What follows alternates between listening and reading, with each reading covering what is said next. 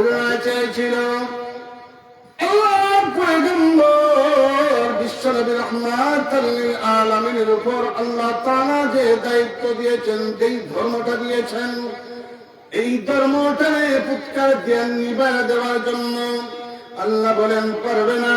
হুয়াল্লাযী আরসালা রাসূলাহু বিল হুদা ওয়া দীনিল হক লিইয়ুযহিরাহু আলাদ দীনি কুল্লিহি ওয়ালাউ কারিহাল মুশরিকুন।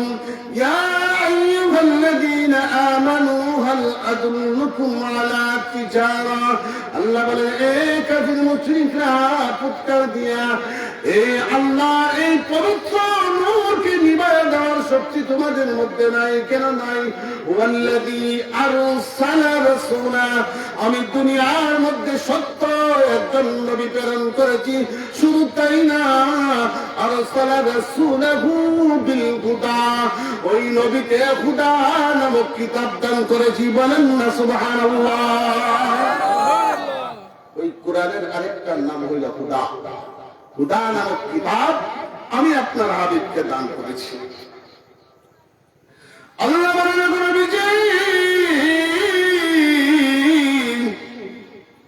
মক্কার কাফির মুশরিকরা যদিও চায় ফুৎকার দিয়ে ইসলামকে ধ্বংস করার জন্য, কোরআনের আলোকে নিভায়া দেওয়ার জন্য পারবে না। আপনি ভয় করেন না, আপনি শুধু তাওয়াত করতে থাকেন, আর মুশরিকদের দিলটা ঘুরায়া দেওয়ার মালিক কে? আর জোরে বলেন কে? আল্লাহ বলেন আপনি শুধু দাওয়াত দিতেই থাকেন, মানুষের দিল ঘুরানোওয়ালা হলাম আমি আল্লাহ। তাই নবীজি খানায় কাবার সামনে যখন সময় পাইতেন কোরআন তেলাওয়াত মগ্ন হয়ে যাইতেন, কোরআন তেলাওয়াত শুরু করে দিতেন। যখন কোনোভাবে আল্লাহর পয়গম্বর বিশ্বনবী রাহমাতুল লিল আলামিনকে থামাইতে পারে নাই, তখন মক্কার মধ্যে একটা গুঞ্জন শুরু হয়ে গেছে। কি গুঞ্জন? যে আব্দুল্লাহর বেটা মুহাম্মদকে কোনোভাবেই থামানো যায় না, এখন কি করার দরকার? তখন বড় বড় মুনাফিকরা কাফিররা বৈশাখে পরামর্শ করল। মুনাফিক কেন বলি? যে ইসলামের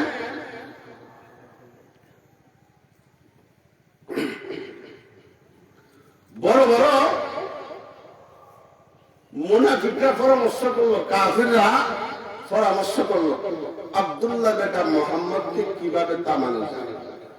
কোনোভাবেই যখন থামাইতে পারে না, তখন পরামর্শ কইরা তারা একটা অপবাদ দেওয়া শুরু করলো। কি অপবাদ?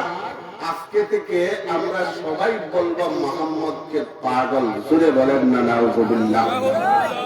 আচ্ছা আপনারাই বলেন, আল্লাহর পয়গম্বর কি পাগল ছিলেন? এখন বড় বড় লিডাররা যখন তারে পাগল বলা শুরু করছে, মক্কা শহরটাতে এমন একটা প্রাণ কেন্দ্র ছিল, বিভিন্ন এলাকা থেকে, বিভিন্ন গ্রামাঞ্চল থেকে, শহর থেকে মক্কার মধ্যে আসতো মানুষ ব্যবসা করার জন্য।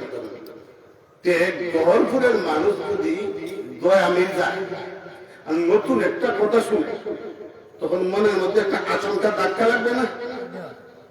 যেমন আপনি বলজুর বাজার গেছেন, এখন যদি শুনেন বালাগঞ্জে হঠাৎ একটা অ্যাক্সিডেন্ট হয়ে গেছে, তখন দেখবার জন্য মানুষ জড়িত হয়।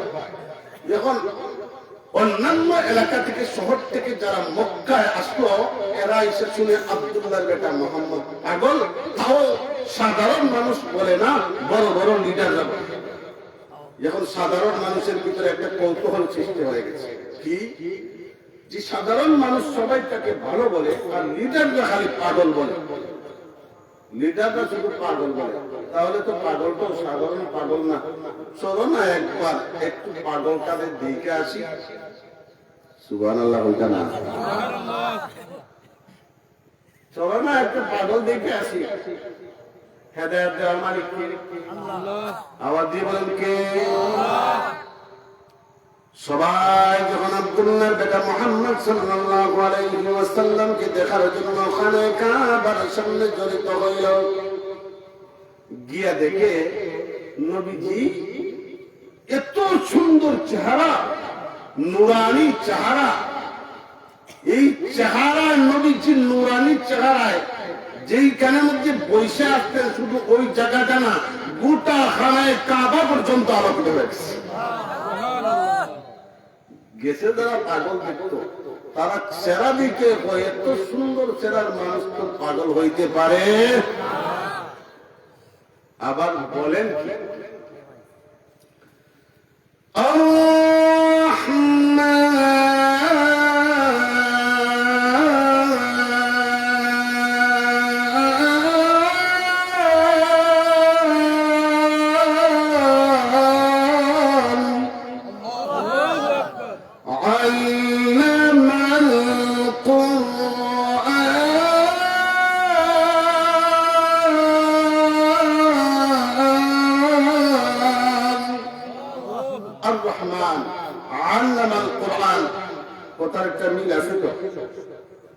والشمس وضحاها والقمر إذا طلاها والنهار إذا جلاها মিল আছে নি কথা? ও মা মাতন না করে বুঝুন না আমার কথা, মিল আছে নি কথা? والضحى والليل إذا سجى ما ودعك ربك وما قلى কথার মিল আছে নি? মিল আছে। এখন যারা গেছে পাগল ভক্তরা গিয়া কয় তুমি তো পাগল না, পূজা যায় মক্কার মধ্যে সবচাইতে বড় একজন সাহিত্যিক। সাধারণ মানুষ বলা বলে শুরু করলো, এই মক্কার কাফিররা, মক্কার বড় বড় লিডাররা,